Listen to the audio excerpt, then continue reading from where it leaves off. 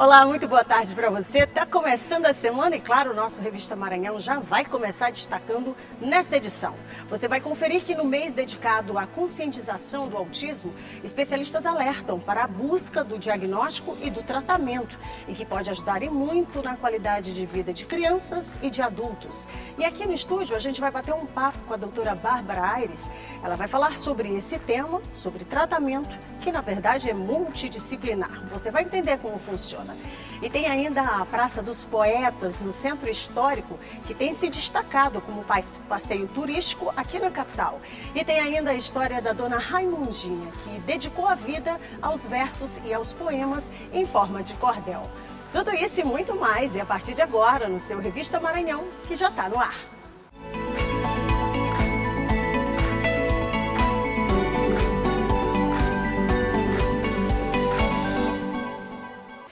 Começando a semana, graças a Deus, e que bom, né? Seja uma semana de tranquilidade, uma semana de muita atenção, de muito cuidado também com você, viu?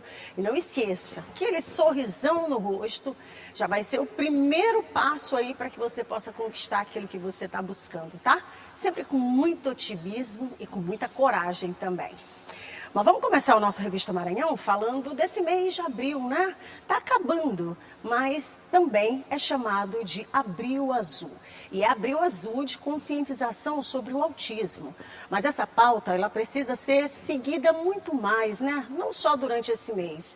Isso porque é necessário ampliar cada vez mais esse debate, sobretudo do diagnóstico precoce, e que pode ajudar e muito nas intervenções e na qualidade de vida de crianças e de adultos. E de forma também a minimizar esses efeitos na linguagem, no comportamento e também na interação social. Essa foi mais uma visita de rotina do Leandro à sua dentista. Tudo normal como se tornou costume, mas nem sempre foi assim. Leandro é autista e, como boa parte das pessoas com o espectro, se incomodava com alguns barulhos. No caso do consultório odontológico, era o som contínuo do motor. A primeira vez foi um pouco porque ele não gostava de zoada, mas ele também, com a idade de 6 anos, eu coloquei ele no esporte. O esporte requer muita zoada. Logo de início ele não queria ir para o esporte, mas aí eu levava assim mesmo, mentia para ele até, dizia que a gente ia para outro lugar e eu terminava levando para o lugar. Autismo e odontologia nem sempre caminham juntos. O tratamento dentário depende muito de como o paciente autista se comporta. A comunicação precisa ser a melhor possível, transmitindo muita tranquilidade. Depende de cada paciente, porque cada paciente a gente conduz de uma forma diferente, né? Ele já é um paciente que ele é colaborativo, ele colabora, ele escuta, ele faz aquilo que a gente pede, né? Já tem uns que tem com grau maior, né? Porque, como você sabe, o espectro autista ele tem um grau 1, grau 2 e grau 3, né? Então, assim, cada pessoa a gente conduz de uma forma diferente. Leandro já se acostumou com os sons do consultório odontológico. Ele se comporta bem e sabe que o importante é manter o sorriso em dia. Tá com o leite limpinho aí. O atendimento ao paciente autista precisa de adequação do profissional ou equipe que vai recebê-lo. São requisitos fundamentais: pontualidade, familiaridade, rotina, atenção aos comandos, clareza no que vai ser feito, interação, planejamento e, acima de tudo, tranquilidade.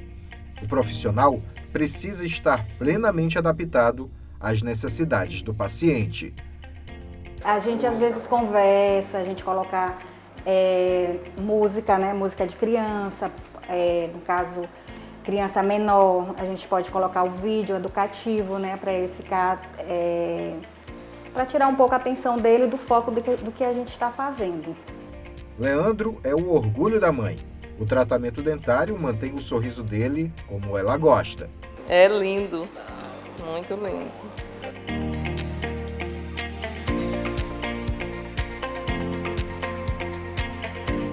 Então, gente, sobre esse assunto eu vou conversar agora com a doutora Bárbara Aires. Ela é dentista e também especialista nesse assunto.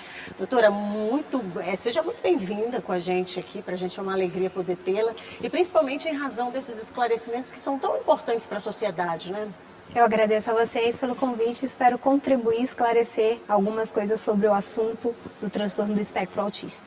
Doutora, olha só, no comecinho da nossa reportagem, a gente sempre gosta de enfatizar que não é porque o mês, né, e de forma muito específica agora, é o abril, mas é uma discussão que precisa ser ampliada, né? Porque ainda existe muito preconceito, existe muita dificuldade, inclusive até para a própria família, né, para os próprios pais, na coisa de, poxa, eu vou ter que descobrir, né, eu tenho que ir atrás, não é um diagnóstico muito fácil e rápido assim, né? O transtorno do espectro autista, infelizmente, ele ainda não tem um marcador clínico.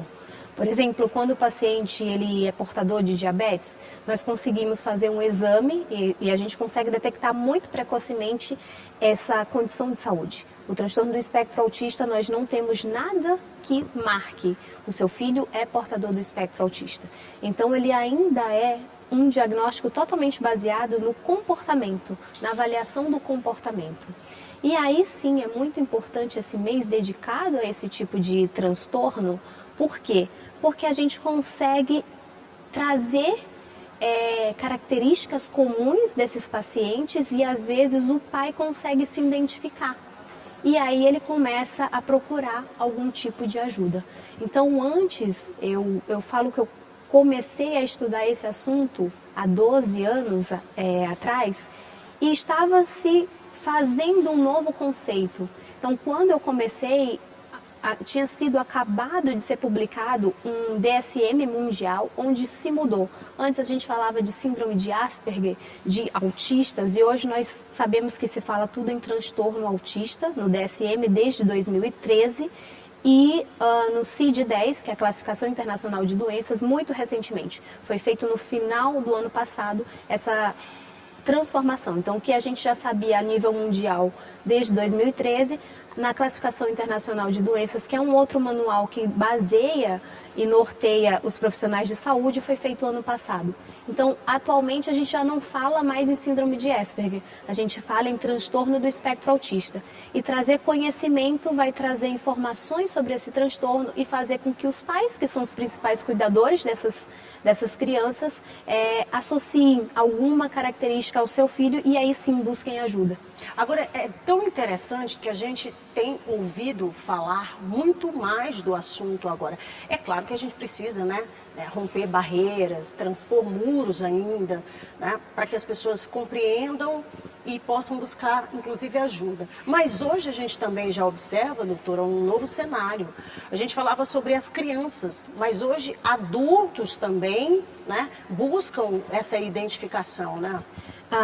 Em 2013, eu dentro do Instituto de Psiquiatria do maior complexo da América Latina, o Hospital das Clínicas da USP, nós líamos que iríamos nos deparar com uma epidemia do transtorno do espectro autista. Por quê? Porque estava ali começando a se trazer para a população e na época uma emissora muito famosa aqui no Brasil estava novelando um caso de transtorno do espectro autista, trazendo para a novela do maior horário dela um personagem com transtorno do espectro autista. Então, o que acontece? Foi começado a se falar. E quando se traz a verdade sobre, se fala sobre, as pessoas começam a se identificar. Não é que esse adulto, ele foi manifestar o transtorno do espectro autista na vida adulta. Ele tem com ele desde a infância. Mas antes a gente não sabia como classificá-lo. Então, às vezes ele é um transtorno do espectro autista do nível 1, conseguiu a duras penas ali se socializar, se comunicar, mas hoje ele como adulto ele consegue identificar sinais e sintomas desse nível 1, que é o nível mais, vamos falar, o nível que tem menores sintomatologias e daí ele vai buscar ajuda. Agora é interessante que quando você joga a luz, né, sobre esse tema, que é um tema extremamente importante para que se possa trazer para esse debate, a gente observa também que não depende de um profissional, né? Não. Porque muitas vezes esse pai, essa mãe se vê perdido e diz para onde eu vou, né? Que especialista que eu devo buscar? E não é assim, né? Não é assim. principalmente quando não se tem um marcador, um exame a ser pedido, que é muito comportamental, qualquer profissional da área da saúde consegue identificar. Então, eu como dentista já tive casos que eu encaminhei para um psiquiatra porque vi que o comportamento daquela criança não se encaixava num comportamento típico. Tinha alguma atipia que poderia ser investigada melhor. E daí encaminha para o psiquiatra e o psiquiatra junto com os psicólogos fazem essa confirmação de um diagnóstico. Agora, é interessante que é um tratamento multidisciplinar. Agora, como a senhora bem disse agora, que a senhora tem uma especialidade, é específico, né? Eu fico pensando, tentando ver, porque assim, é de fato muito sofrido e exige também muita técnica, né? O mercado precisa estar preparado, porque imagina você, né? Identificou, tem os níveis, como é que um profissional da área, por exemplo, um dentista, faz para manter este paciente sentado e que ele precisa ter atenção? Então, de acordo com os níveis do paciente, e é uma coisa muito importante a gente salientar que dentro do espectro autista, um paciente que é inicialmente diagnosticado como espectro autista do nível 3, devido às intervenções comportamentais, ele pode vir ser um espectro autista do nível 1. Ele pode migrar os níveis. Então, de acordo com o que a gente observa de nível comportamental, nós também temos meios ali de cadenciar esse tratamento. Não é todo paciente do espectro autista que fará o tratamento em ambulatório na cadeira. Isso não significa que ele em algum momento precisa ir para o centro cirúrgico, ele vai ser sempre de centro cirúrgico. Não. Então, na minha trajetória, tem pacientes que inicialmente, para tirarmos a dor que ele estava, o sofrimento que ele estava por uma dor, nós tivemos sim que fazer aquele tratamento emergencial em nível de centro cirúrgico, mas depois a gente conseguiu ir condicionando ele através de técnicas específicas para ele fazer tudo o que precisa dentro de um consultório, sentando igual uma criança típica. E quando nós falamos de criança ou nós falamos de pacientes ansiosos, às vezes nós temos um paciente ansioso, adulto, que vai precisar de uma atenção diferenciada dentro do consultório odontológico, igualmente um paciente autista. Então, o que a gente percebe é que precisa ter muito mais um preparo do profissional que vai recebê-lo, do que a gente esperar que ele se torne, se amolde, não sei se seria esse termo, a um paciente típico.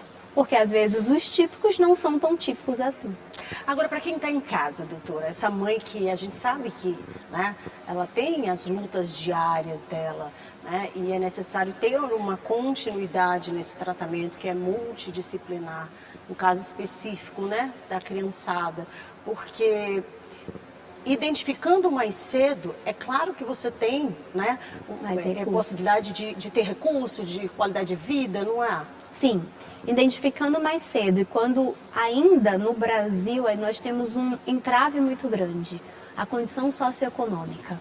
É lógico que hoje o governo ele já oferta para a população alguns equipamentos de saúde que vão apoiar, mas pela demanda cada vez mais crescente desse público, às vezes esses equipamentos de saúde eles ficam um pouco abarrotados de pessoas. Então, aqui vamos tomar o cenário do Maranhão. Nós temos centros de especialidades odontológicas específicos para esse grupo de paciente, ofertado pelo governo.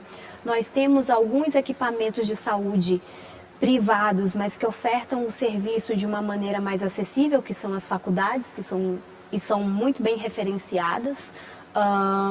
E quando o paciente, a família do paciente tem a condição de ofertar esse tratamento, vai aí ter um psicólogo, um terapeuta, o dentista, porque tem que levar ele ao dentista para cuidar da saúde bucal, tem o psiquiatra, tem o fonoaudiólogo, tem as terapias alternativas, natação, dança, música, tudo isso o paciente, a família vai ofertar ao paciente para que ele passe a barreira de comunicação.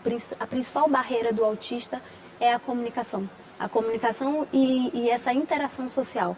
Então, todas esses equipamentos de saúde vão tentar ajudar ele a se inserir de uma melhor forma na sociedade. Então, para o dentista, a gente não é interessado só em tratar a condição de saúde em um nível de centro cirúrgico.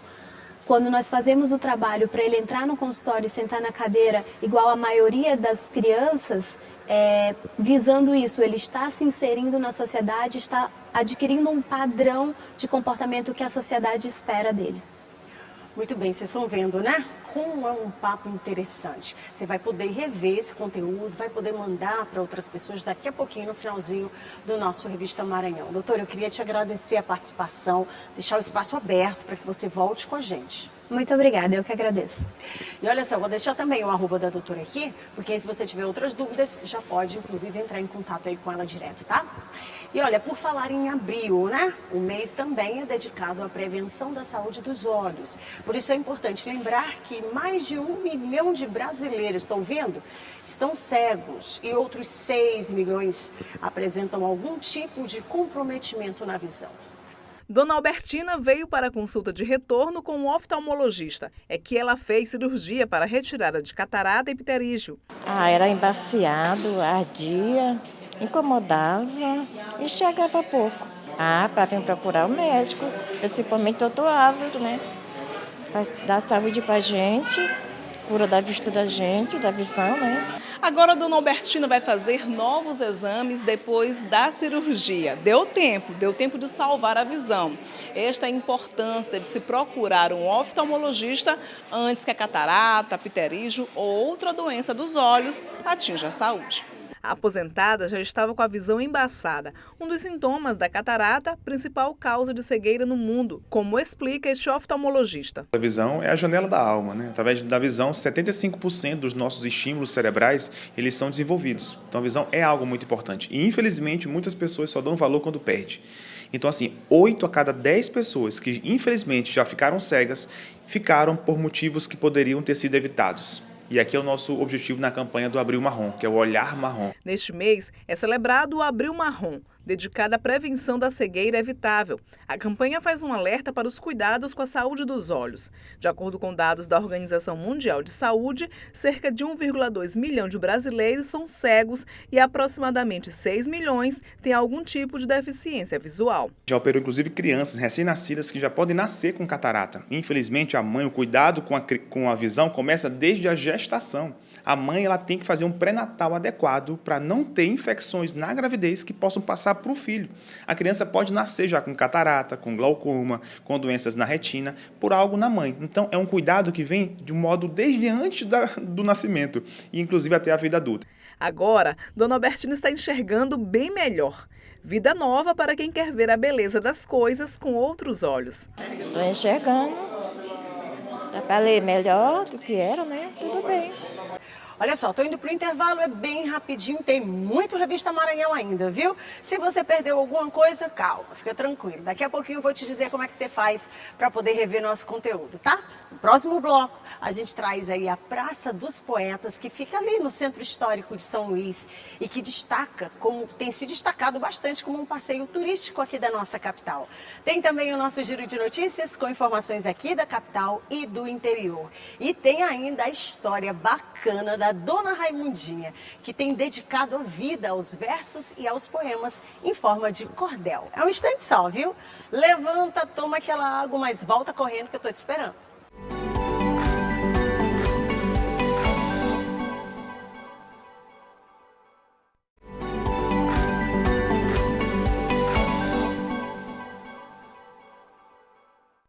Tô de volta, te falei, era rapidinho e já tô por aqui. E olha só, perdeu o nosso conteúdo, nosso Revista Maranhão começa toda segunda-feira ao 12h30, tá?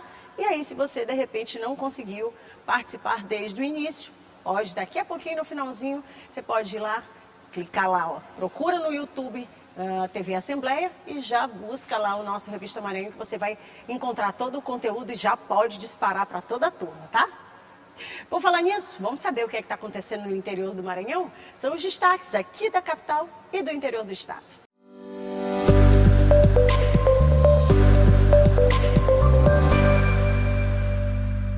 Prefeitas e prefeitos de todo o Maranhão participam do maior encontro realizado pelo governo do estado em parceria com a Federação dos Municípios Maranhenses da FAMEM. São 2 dias de ações que fortalecem ainda mais a gestão municipalista do governador Carlos Brandão. Ele, a presidente da Assembleia Legislativa, deputada Iracema Vale, e o presidente da FAMEM, o prefeito de Bacabal, Roberto Costa, ao lado de autoridades públicas do estado, participaram da abertura do evento e deram as boas-vindas aos gestores municipais. Uma comitiva de deputados estaduais também prestigiou o encontro. A gente está governando em parceria com os municípios, com a Assembleia, com os prefeitos, prefeitas, vereadores, vice-prefeitos e todas as lideranças, sempre valorizando a cidade. Não resta dúvida que nós somos no caminho certo, o municipalismo cada vez mais forte. Roberto, Iracema, estamos juntos aí. Esse é o grande momento da gente, iniciando uma gestão, iniciar também grandes parcerias. E o governo está aqui, eu tenho certeza que o governador vai falar, para mostrar o trabalho que o governo vem fazendo e que pode fazer com os municípios. E nós confiamos no nosso presidente da FAMEM, Roberto Costa, que está fazendo um belíssimo trabalho em Bacabal e que também está hoje aqui nessa grande parceria, trazendo todos os prefeitos do Maranhão para vislumbrar novas oportunidades. É um momento de muita alegria, de muita felicidade, acima de tudo, porque quem ganha com esta parceria, governo do estado e prefeitos municipais, é o povo do Maranhão. Tivemos uma adesão histórica aqui, quase 200 prefeitos inscritos. Então isso mostra o compromisso do governador Carlos Brandão, mostra a credibilidade dos gestores municipais estarem acreditando que esse projeto está avançando e tem dado resultado para o seu município.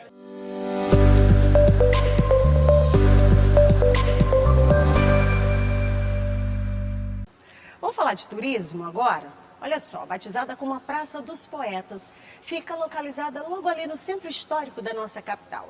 E apesar de ser um equipamento recente, o lugar tem preservado o legado de pelo menos 10 dos mais destacados literários maranhenses e que foram eternizados por meio de bustos e recortes. Quem conhece esse espaço sai de lá encantado e com uma certeza que vai ter muita história para contar. Estou em um dos pontos mais bonitos da capital, com direito ao momento tranquilo de sentar em um banco de praça e apreciar a vista, e ainda conhecer um pouco mais da literatura maranhense. Estou na Praça dos Poetas.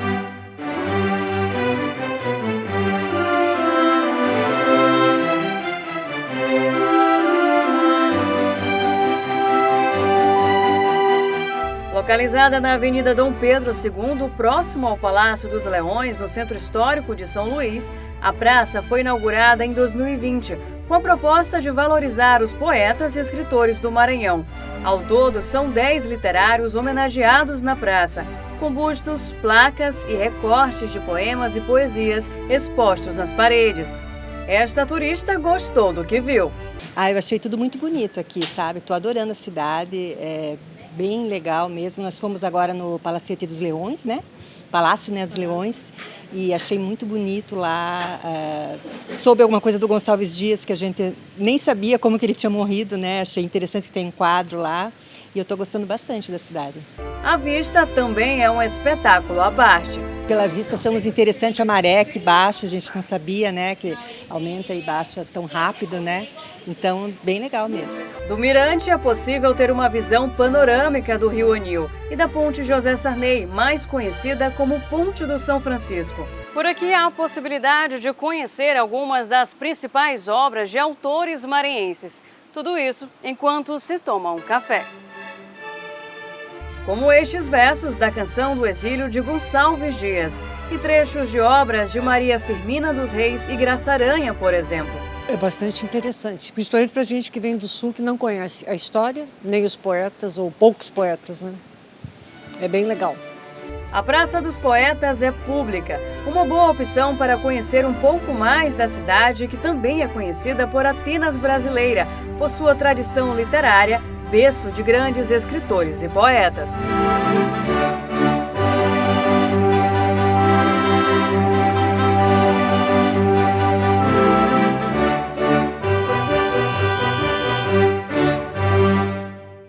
Bem bacana, né? E olha, por falar em história, deixa eu concluir o nosso Revista Maranhão trazendo para vocês a história da Dona Raimundinha. Inclusive é o nome da minha mãe também, viu? Mas essa, a Dona Raimunda, ela desde criança, ela se descobriu escritora.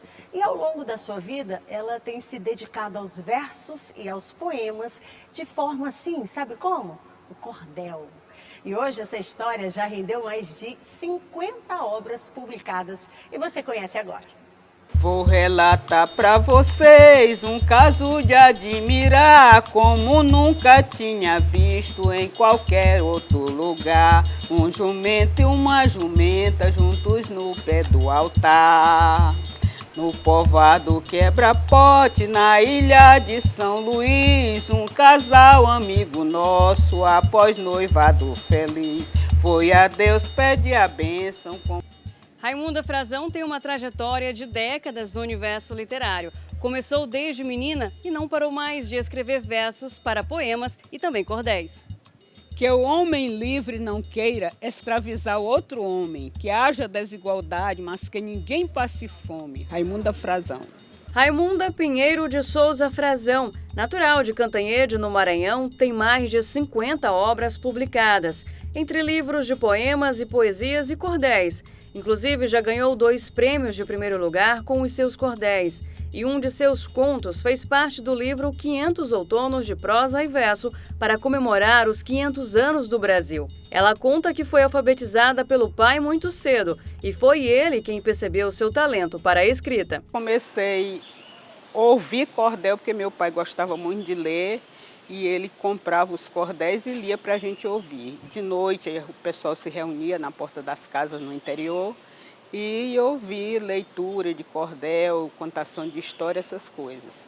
E aí ele conseguiu me alfabetizar muito cedo e eu ficava lá no comércio onde tinha o papel de embrulho, que hoje não existe mais esse papel, sua bisavó talvez saiba o que era, e eu ia escrevendo, no lápis ia escrevendo e ele ia observando que estava tudo rimado. Ela visitou países como a França, Angola e Portugal e escreveu cordéis por onde passou. A cordelista explica que escreve sobre todo tipo de assunto, mas se dedica especialmente às causas sociais e ambientais. O lixo é o criadouro do mosquito da listrinha. Não seja mal educado, seja um sujeito exemplar. Coloque o lixo no ponto para o carro coletar. Além de escritora, ela é artista plástica e já foi premiada 6 vezes em fotografia. Destes prêmios, 4 foram de primeiro lugar. Também é atriz, graduada em teatro pela Universidade Federal do Maranhão. Com essa bagagem, ela atrai admiradores, como este grupo de turistas de Porto Alegre, que parou para vê-la recitar seus versos. Orgulhosa por ser negra, coração cheio de amores e muito feliz por ter amigos de todas as cores. Bem-vindos ao Maranhão, vocês que vieram lá do Rio Grande do Sul. Somos todos brasileiros e todos filhos de Deus. Não deu outra. Trabalho reconhecido. Este turista garantiu 2 obras da autora, com direito ao autógrafo. Os cantos dela e saber a quantidade de livros que ela já lançou e quanta gente, né, que venera esse trabalho maravilhoso que ela tem feito em prol do Brasil e da população maranhense. Uma prática tão bonita e um talento tão genuíno como o de Raimunda Frazão merecem ser valorizados. Voluntariamente, ela recita seus cordéis em escolas, hospitais e bibliotecas. Com rimas de leitura fácil e encantadora, consegue tocar os mais diversos públicos e representa com graça a arte popular do Maranhão. Aos 74 anos, ela carrega uma trajetória da qual pode e deve se orgulhar. Foi uma história real, ninguém deve duvidar. O dia que a jumenta fez a noiva desmaiar e o jumento fogoso botou noivo pra rodar. Raimunda Frazão, isso foi feito em 2020. Muito obrigada. De parabéns, viu, dona Raimundinha? Já sou sua fã, tá? E com essa bela história, a gente encerra aqui o nosso Revista Maranhão, desejando que você tenha esse mesmo entusiasmo, essa mesma alegria e esse mesmo sorriso aí no seu rosto, tá? Que seja uma semana muito abençoada. Fica com Deus e em paz. Logo mais tem informações aqui na tela da sua TV Assembleia. Tchau, gente!